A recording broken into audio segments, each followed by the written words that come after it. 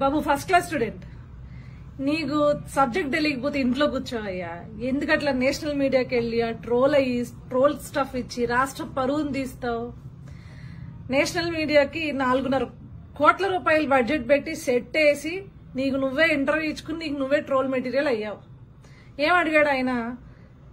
విద్యార్థుల కోసం ఆన్లైన్ లో మీరు ఏమేమి ఇంప్లిమెంట్ చేయడానికి చూస్తున్నారు అంటే, ఆన్లైన్ లో అంటే ఫర్ ఇన్స్టెన్స్ అన్నాడు. అనగానే ఆ జర్నలిస్ట్ అక్కడ బెత్తరపోయి చూసాడు. ఏంది ఫర్ ఇన్స్టెన్స్ అంటున్నాడు, నేను అడిగిన క్వశ్చన్ ఏంటి అని అనుకున్నాడు. సరే ఇంకేమన్నా చెప్తాడేమో అని చెప్పేసి చాలా ఆతృతగా జర్నలిస్ట్ చూస్తుంటే ఆన్లైన్ లో బీకామ్ పెడతాడంట. ఏం చేసుకుంటారయ్యా బీకామ్ పెడితే? అసలు బీకామ్ అంటే ఏంటో తెలుసా నీకు?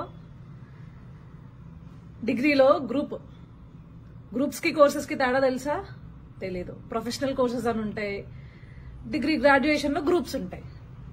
BCom bachelor of commerce, BSc bachelor of science, దీంట్లోనే బీకామ్ కంప్యూటర్స్ అని, బీఎస్సీ కెమిస్ట్రీ అని రకరకాల గ్రూపులు ఉంటే చదువుకుంటారు.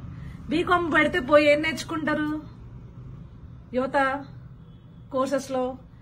నీకు కనీసం లోకేష్ అనుకున్న జ్ఞానంలో ఒక 10% అన్న ఉండుంటే రాష్ట్రానికి కర్మ పట్టేది కాదు.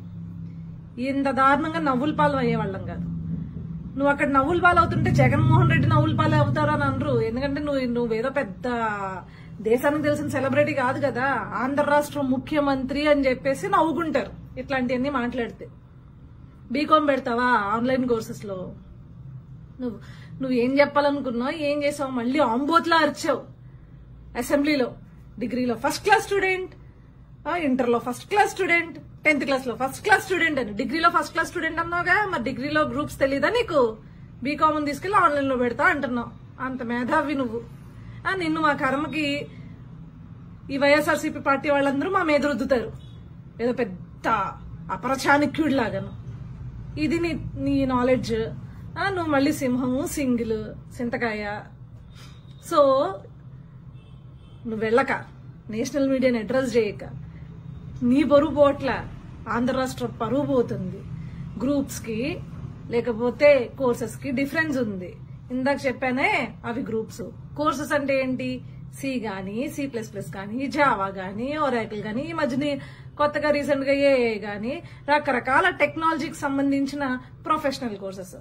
వాటికి సర్టిఫికేట్ తీసుకున్న తర్వాత ఈ రోజు జాబ్స్ వచ్చే పరిస్థితి. లోకేష్ అన్నాడు 3 ఏళ్ల ఎడ్యుకేషన్ సిస్టమ్ లో గానీ, 4 ఏళ్ల ఎడ్యుకేషన్ సిస్టమ్ లో గానీ, గ్రాడ్యుయేషన్ సిస్టమ్ లో జాబ్స్ రావాలంటే 3-4 ఏళ్ళు చదివినా కూడా ఆ సబ్జెక్ట్ నేర్చుకోలేని పరిస్థితి ఉంది. బయటకెళ్లి కోర్సెస్ తీసుకుని దాంట్లో ఒక సర్టిఫికేట్ వచ్చిన తర్వాతే జాబ్స్ అనేవి వస్తున్నాయి. కాబట్టి మనం టోటల్ ఎడ్యుకేషన్ సిస్టమ్ ని ఒకసారి రివైవ్ చేయాలి.